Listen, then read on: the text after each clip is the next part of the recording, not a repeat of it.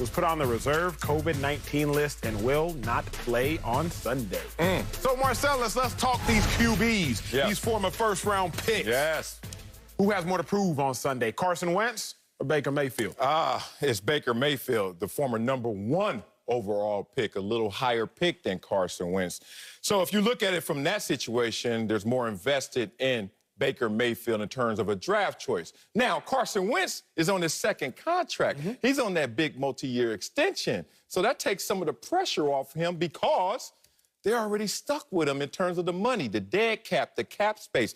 They know that they have to ride Carson Wentz and the roller coaster he's going to take them on for at least 2 more years, despite drafting at his position. But, oh, Baker Mayfield, you don't have that contract security, do you? Oh, Baker Mayfield, you don't even have the team's confidence because this brass, this head coach, this general manager, they didn't draft you. Oh, Baker Mayfield, you don't even know if you're going to get your 5th-year option picked up. Oh, Baker Mayfield, what do they think of you? It's hard to think high of Baker Mayfield because as soon as you start thinking high, he'll take you low. This is the same quarterback in terms of quarterback rating in his 9 games this year. He's had 4 of them over 100 quarterback rating, but he's had 5 under 80. Yuck, Baker Mayfield. You passed for less than 200 yards in 3 of your last 4 starts, Baker Mayfield. We can't trust you. Why can't we trust you? Because look at this stat. This is a fun nugget. The Browns rank 30th in pass offense, but they're passing at the 3rd lowest rate in the NFL.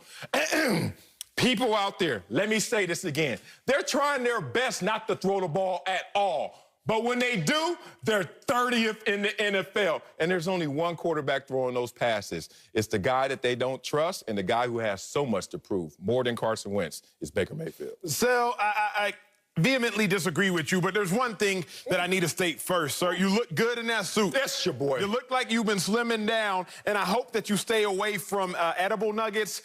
Much more you stay away from these statistical nuggets. Because you just boggled my mind with all these stats, Baker Mayfield. Last night, too. Versus, you watch it? I didn't. Oh, okay. Well, I'm just get off that subject then. It was good. Nuggets work. Let's go. Look, let's talk. It's Carson Wentz, and it's Carson Wentz for this reason. Let me come out the gate swinging off the top rope. Carson Wentz, for 8 weeks in the season, he proved that he was high risk, moderate reward.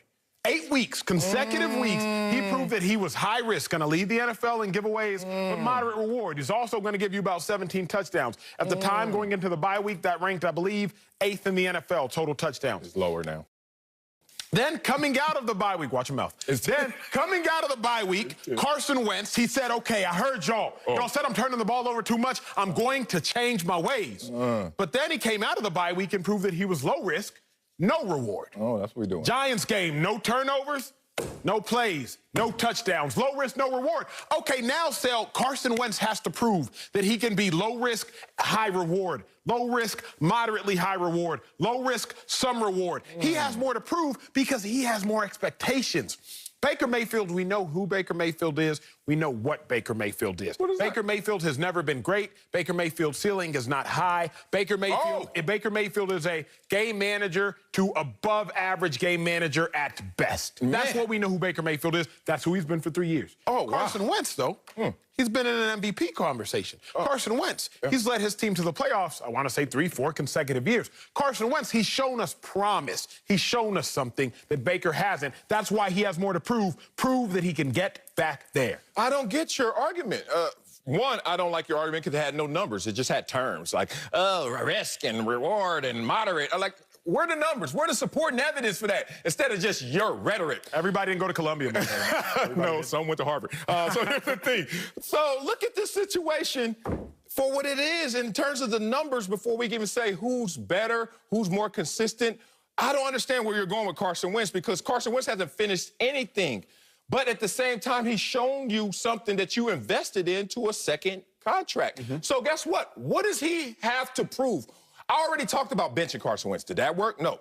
Did you talk about trying to put him in and out the lineup with Jalen Hurts? Is that going to work? No. Because they're stuck with him. But you're not stuck with Baker Mayfield right now. That's why he has a lot to prove to get into the same position that Carson Wentz finds himself in. The last 5 games for the Cleveland Browns are interesting because it's like a microcosm of Baker Mayfield and his career. Up and down. Win, loss, win, loss, win. That's what they've been on, the roller coaster, the Baker Mayfield roller coaster. I keep killing you with these nuggets, bro. 14 straight games under 300 passing yards. That's Baker Mayfield. Yuck.